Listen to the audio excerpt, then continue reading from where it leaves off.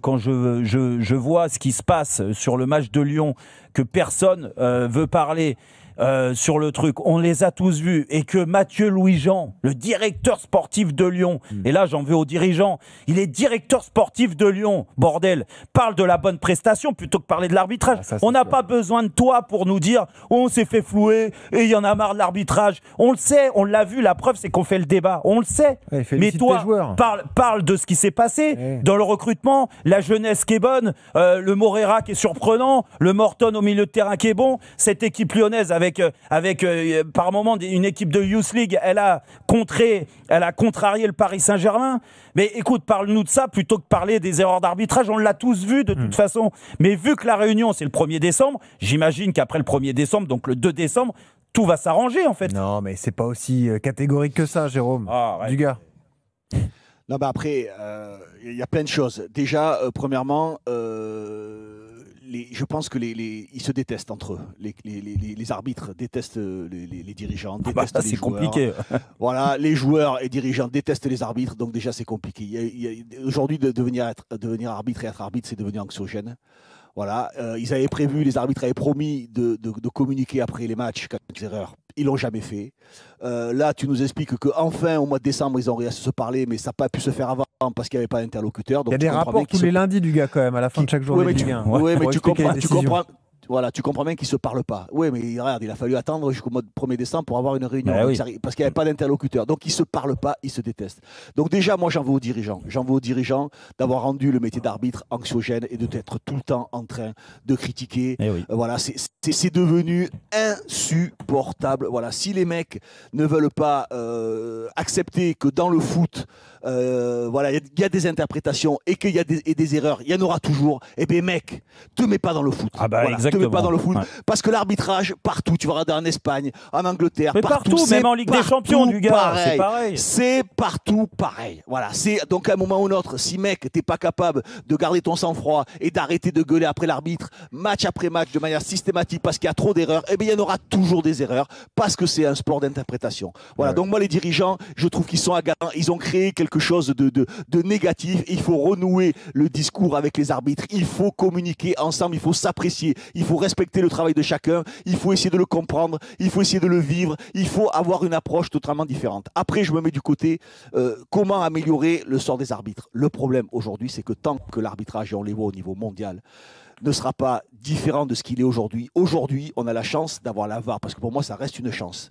Il y a trop d'interprétations données par l'arbitre.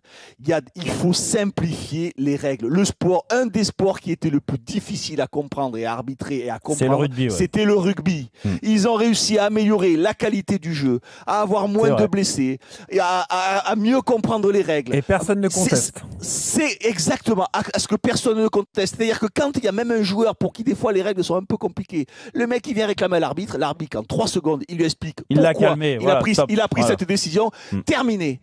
Parce que les règles sont trop compliquées, il y a trop de problèmes d'interprétation. C'est-à-dire qu'entre l'arbitre qui est dans le bus et l'arbitre qui est sur le terrain, il faut une interprétation différente. Déjà, eux deux, il faut une interprétation différente. Donc comment tu veux qu'après, on puisse réclamer à l'arbitre de champ d'aller voir la VAR ou pas la VAR? Regarde Frappard, elle nous a expliqué, tu te rends compte l'interprétation, si elle est folle de Madame Frappard, quand c'était contre Lyon, il avait glissé, il avait glissé sur le tibia, ça glisse. Mais tu te rends compte, l'interprétation, il peut y avoir des dizaines d'interprétations faites par les uns et par les autres. Donc si tu veux faciliter l'arbitrage et la façon d'arbitrer, une fois que tu as la VAR, arrête avec toutes ces interprétations. Je ne sais pas comment, c'est trop long et il faudrait en parler pendant des heures. Mais par exemple, la main, ce que je dis, c'est certainement idiot et ça ne sera pas possible de telle façon. Mais où il y a main, où il n'y a pas main. Au bout d'un moment, il faut simplifier et arrêter. Il y a trop d'interprétations. C'est devenu trop compliqué. Mais oui, c'est le seul moyen de faciliter l'arbitrage au niveau mondial et qu'il y ait moins d'interprétations. C'est la seule façon. Pour moi, voilà, c'est les choses à simplifier. Voilà, il y a main, tu siffles. Exprès, pas fait exprès, elle touche la main, il y a main. Alors, voilà. Eric, qui est le plus ridicule là-dedans? Moi, contrairement à Dugas, je vais essayer d'exonérer les dirigeants parce que justement, la VAR c'était une promesse. Et malheureusement, cette promesse, elle était intenable. Moi, je faisais partie de ceux qui étaient contre la VAR. Et ce que je vois tous les jours. Alors maintenant, je suis conscient qu'on ne reviendra pas en arrière. Ah non. Mais quand je vois ce qui se passe aujourd'hui, les polémiques sont toujours là. Et elles sont plus exacerbées parce qu'il y avait cette promesse. La promesse de la VAR, c'est il n'y aura plus d'erreur d'arbitrage. Et malheureusement, le foot, c'est. Et c'est toi qui fais du mal, Eric, en disant des trucs comme ça. Parce que c'est pas vrai. Mais laissez-moi continuer à faire du mal. Mais c'est pas vrai. Et la différence, personne n'a jamais dit ça. Et là où je suis pas d'accord avec Dugas encore une fois, c'est que le football c'est un sport d'interprétation. Ne compare surtout pas au rugby. Le rugby c'est facile à arbitrer et du coup la VAR, oui c'est facile. C'est facile parce que c'est codifié le rugby. Il y a beaucoup d'arrêts de jeu, il y a beaucoup de c'est codifié. C'est facile à arbitrer. Nous il y a beaucoup d'interprétations. La preuve avec les j'ai pas dit des arrêts de jeu, j'ai dit qu'est-ce que j'ai dit des arrets de jeu. Non, j'ai pas dit des arrêts de jeu. Mais non. C'est un sport de séquence quoi. C'est le sport de, c'est le sport de, comment je voulais, oui, c'est le sport où il y a beaucoup d'arrêts de jeu, oui. Dans le match, il y a beaucoup de temps mort, on va dire. Ouais. Et donc, alors que le foot, c'est un sport qui est beaucoup plus dynamique. Et donc, ce qui s'est passé cette semaine au Stade Vélodrome, c'est le meilleur enseignement. Tu te rends compte qu'il y a des gens qui ont dit qu'il n'y avait pas pénalty. Et il y en a qui ont dit qu'il y avait pénalty. En Italie, Capello, il a dit il y a pénalty. Il y avait Costa Curta et je sais plus qui y avait autour de lui. La main de l'Atalanta. Oui, sauf que derrière il y a le but parce que du coup c'est un sport dynamique, il y a pas d'arrêt de jeu. Et c'est pas comme au rugby où malgré tout il y a toujours les touches, les mêlées, les machins et c'est plus facile à arbitrer. Donc c'est un sport d'interprétation le foot. Donc c'était obligé qu'il y ait des polémiques sur des actions parce que c'est un sport, la règle elle prête à interprétation. Et arrêtons de fouiner alors Eric. Il faut modifier les règles. Ben c'est ça, il faut simplifier les règles. Modifier les règles, c'est tout. Ah d'accord. Et donc vous deux là, vous allez modifier les règles du football qui a 100 ans. Nous on va rien modifier du tout. Au contraire, nous on fait des débats. Donc vous savez quand même, vous savez pour votre gouverne quand même, vous savez que les règles des mains à la surface a évolué à cause de la VAR. Vous le savez quand même. Oui, mais sauf qu'elles évoluent 3 fois dans l'année. On a été obligé justement dans le règlement de s'adapter à la VAR. Non mais quand même les gars, ne déconnez pas un peu. Et derrière il y a toujours les problèmes. Mais la preuve que non, parce que regarde, si elles ont évolué, c'est qu'elles ont mal évolué. Et moi je suis désolé, je serai dirigeant aujourd'hui parce que nous on parle le cul dans le fauteuil, on joue pas notre vie tous les week-ends. Je serai dirigeant aujourd'hui,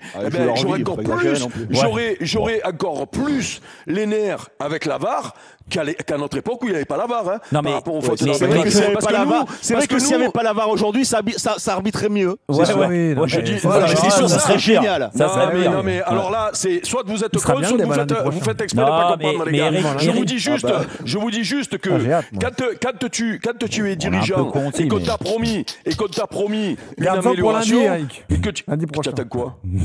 Bon, tiens, donne la parole à Osema aussi. Non, mais moi, Eric, sur rebondir sur ce que tu disais, tu défends les dirigeants, tu dis oui, la frustration. Parce moi, je serais dirigeant aujourd'hui, je suis désolé, je serais beaucoup plus frustré que si j'étais dirigeant à l'époque. Mais que tu sois frustré, moi, encore une fois, je peux pas me mettre à leur place, mais j'imagine le compétiteur qu'on a été, quand tu as un rôle dans un club comme ça, bien sûr. Je dis pas que tu joues ta vie tous les week-ends, mais c'est important les résultats, en effet. Et que quand tu as l'impression de t'avoir fait flouer ou voler... Entre le match hier soir et celui de Rennes, tu crois qu'ils ont pas... Mais Eric, ce que je veux dire, c'est que une fois que tu sais, bien sûr que c'est très frustrant, mais qu'est-ce que ça sert de nous sur l'analyse d'un match, de venir devant la presse, faire le barbeau et dire l'arbitre c'est scandaleux, c'est inadmissible. Tu t'es déjà fait fourrer à Rennes et que ça recommence là, mais tu le gardes pour toi. Regarde l'année dernière. Surtout toi Eric, le supporter de l'OM, regarde ce qui s'est passé avec ton club l'année dernière. Mais tu penses que ça arrange quoi de dire corruption ou que l'État se mêle à chaque fois? Tu penses que ça facilite le travail des arbitres, sincèrement, même si t'es énervé, et tu penses que de gueuler et de faire comme ils font, ça va arranger la situation? Au contraire, tu le sais, t'étais le premier à le dire, Eric. Tu dis ça va faire du mal à mon club plus que le contraire. T'étais le premier à dire qu'ils allaient trop loin. Oui, non, ce qu'ils ont fait l'an dernier, c'était contre-productif parce que les résultats étaient bons et que tu t'es mis le feu. Mais dis-moi, Lyon, avec les soucis qu'ils ont cette année, avec le début de saison qu'ils font, justement, quand tu joues bien au foot, tu prends une carotte. Et donc toi, tu es content. Tu sors du match, tu dis on est content, on a bien joué au foot. Et oui, tu prends une carotte à Rennes et tu prends une carotte là. Je suis désolé, tu peux pas être content.